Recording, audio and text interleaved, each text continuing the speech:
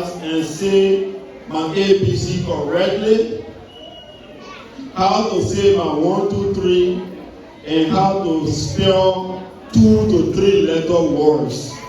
So my father, to some extent, reduced the burden on my teachers. They did not have to spend a lot of time to teach me some basic things. Yes.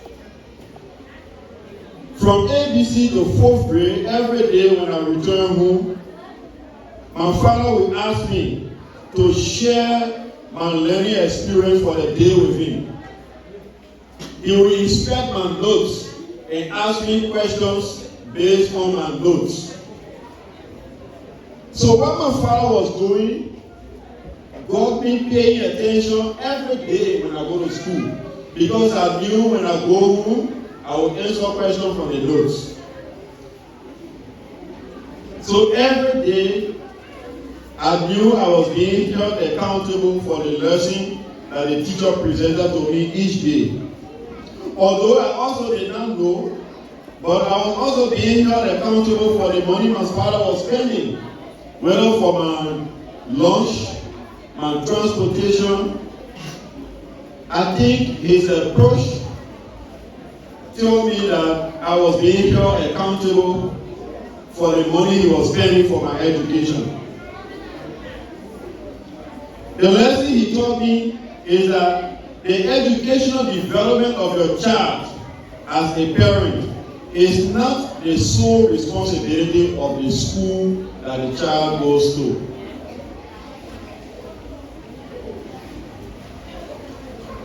Our children stay in school for about 6 hours of the 24 hours in a day.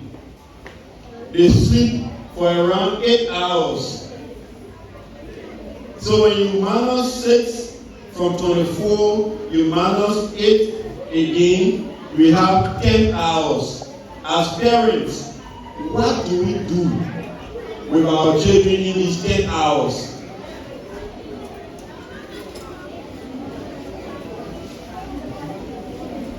Is your job not permitting you to spend some time with your child?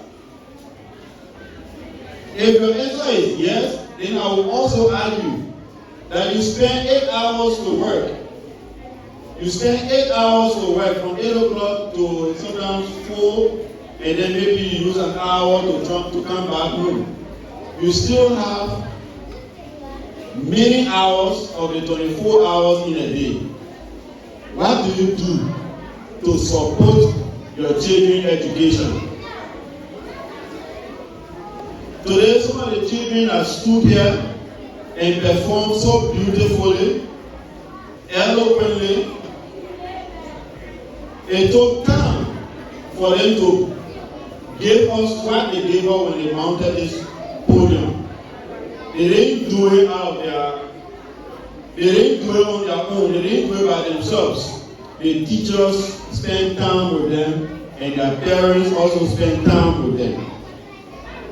So my father knew that my educational development was not the sole responsibility of the school I attended. So he did not use his job to shy away from his role to spend time with me.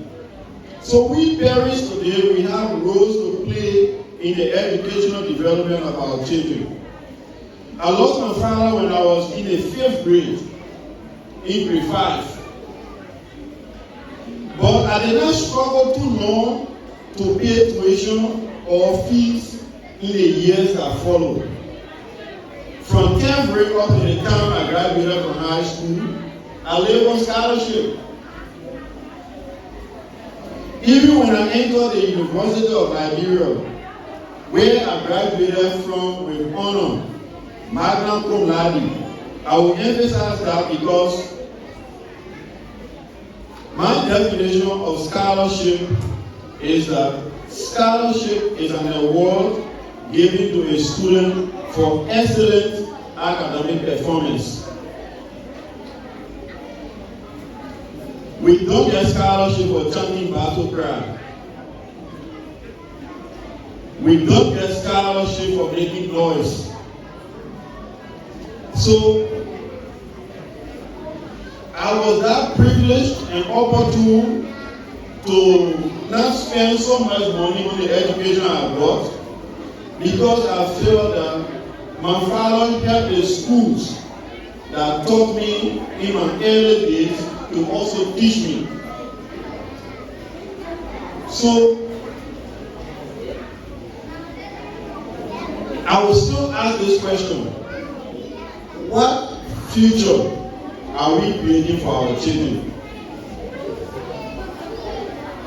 What future are we supporting our children to create for themselves? I'll leave these questions with you to reflect on them and internalize whatever your answers are for you. To you, the graduates, today, if we were to ask some of you, what do you want to become after school? Some of you will say you have no idea yet. And you are quite correct. You are quite correct, because most pupils or students in high school will figure out their career aspirations when they are around 10th grade up to graduation. So you completing 6th grade, go to 7th grade, we're not hold you liable, we're not think that you are not thinking ahead to be asking what you want to become in the future, and you tell us you have no idea. But some of you will give us an answer. Some of you will say, I want to become a teacher. Some a lawyer, some a farmer, a doctor, and so on. But my message to you is that you can only become a successful farmer when you acquire sufficient education in agriculture. You can only become a teacher when you acquire sufficient education that will qualify you to go in the classroom and teach. You can only become a doctor when you graduate from the medical school. So you cannot easily become what you want to become if you don't acquire the education that goes to becoming what you want to become. So you still have a journey ahead of you. That's the point I want you to pick up here. To you, the students, you still have a journey ahead of you. The journey you have been embarked on is a journey that will make life easy and enjoyable for you. Today, you will see people like Mrs. Shasha, and you will admire her. But Mrs. Shasha is where she is because when she was at your age, she listened to her parents to go to school and take her lessons seriously. So you still have a journey ahead of you. Don't give up on it. You still have the time to become whatever you want to become. Whether you want to become a farmer, a teacher, a doctor, or a pastor, you still have the time to reach higher heights. So use your time wisely.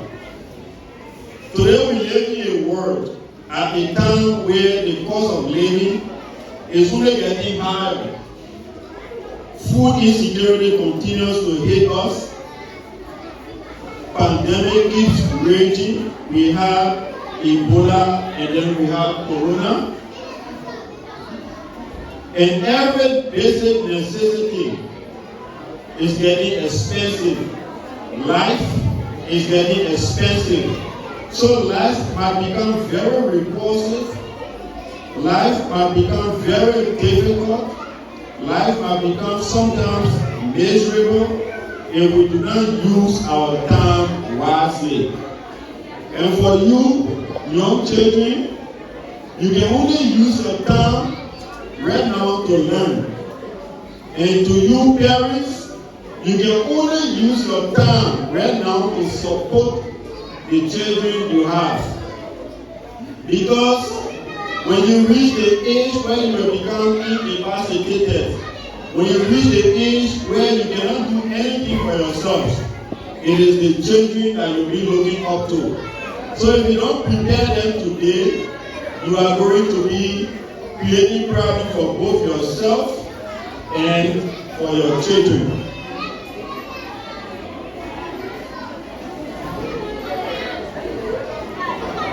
So parents, you have the time to invest in the development of your children, and to you children, you have the time to capitalize on the support you are receiving from your parents and your sponsors to make life better.